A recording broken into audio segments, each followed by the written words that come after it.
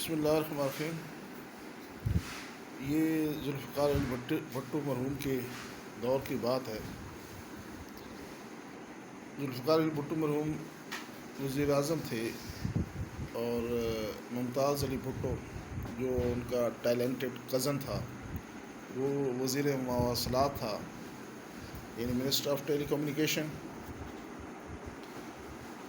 تو اس زمانے میں جو D G director general TNT telephone and telegraph, جس کو آج کل PTCL کہتے ہیں، اس کے ڈائریکٹر جنرل کا نام بابو بشیر صاحب تھا۔ بشیر صاحب، پورا نام شاید میں صحیح نہیں بول رہا ہوں، لیکن بشیر الدین یا بشیر، یہ ڈائریکٹر جنرل تھے TNT کے۔ تو ممتاز علی بھٹو نے جو وزیر مواصلات تھے، TNT بھی ان کے انڈر تھی، انہوں نے اس ڈی جی بشیر رحمۃ اللہ علیہ کو فون کیا کہ میں ایک بندہ بھیج رہا ہوں، اس کو آپ بھرتی کر لیں۔ تو انہوں نے کہا، بشیر صاحب نے رحمۃ اللہ علیہ نے فرمایا کہ بھیج دیں۔ جب وہ آیا تو انہوں نے ایک کمیٹی بنا دی جس نے ان کا انٹرویو لیا، اس بندے کا، اس کینڈیڈیٹ کا۔ کمیٹی نے اس کو ڈسکوالیفائی کر دیا۔ اس نے جو اس کا معیار تھا وہ اس کو کوالیفائی نہیں کر سکتا تھا، اس لیے کمیٹی نے اس کو ڈسکوالیفائی کر دیا۔ تو اس کینڈیڈیٹ کو بتا دیا کہ تم اس کے اہل نہیں ہو، قابل نہیں ہو، اس لیے تمہیں نہیں رکھا جاتا۔ تو دوبارہ وہ بندہ ممتاز علی بھٹو کے پاس گیا اور انہوں نے کہا کہ مجھے انہوں نے نہیں رکھا۔ تو ممتاز علی بھٹو نے ڈی جی صاحب کو پھر فون کیا کہ میں نے بندہ بھیجا تھا تو اس کو کیوں نہیں رکھا۔ تو ڈی جی صاحب نے فرمایا کہ وہ بندہ چونکہ جس پوسٹ کے لیے ہم نے رکھنا چاہا اس کے معیار پر پورا نہیں اترا تھا، اس کی جو کوالیفیکیشن تھی یا اس کا جو ریکوائرمنٹ تھی اس کو میٹ نہیں کر رہا تھا، اس لیے اس کو فیل کر دیا گیا اور اس لیے نہیں رکھا۔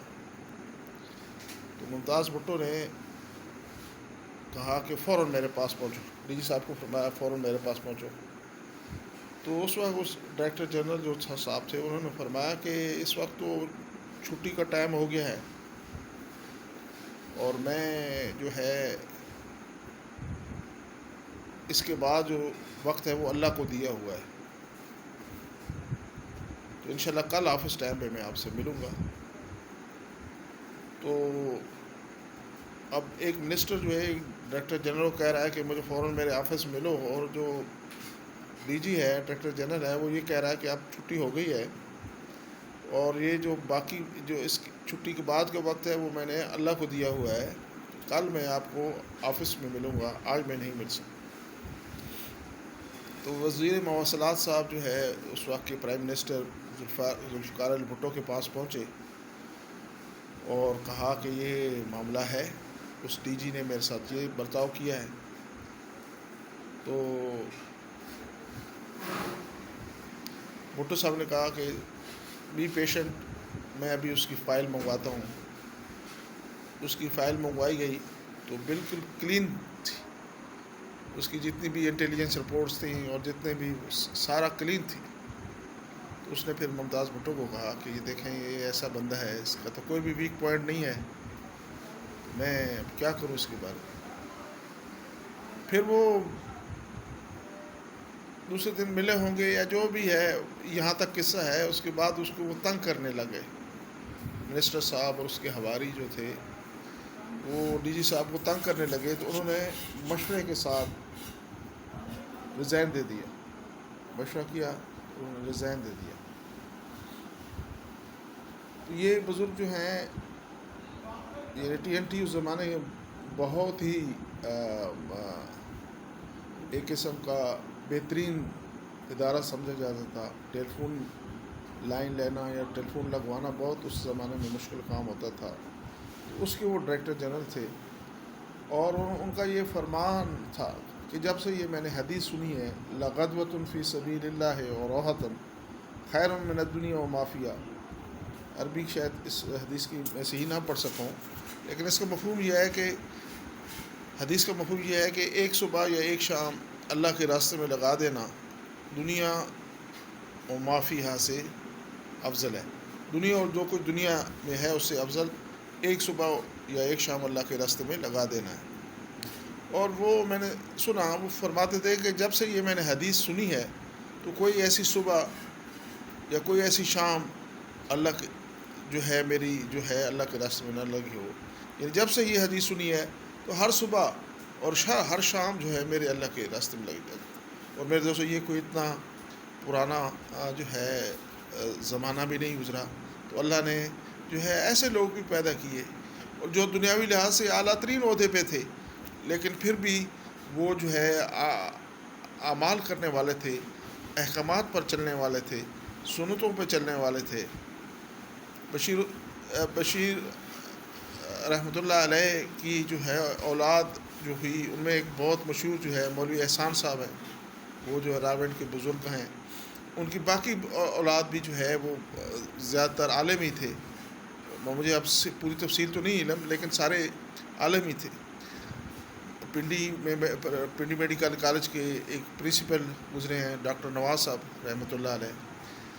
ان کے بھی جتنے بیٹے تھے سب کو انہوں نے جو ہے عالم بنایا.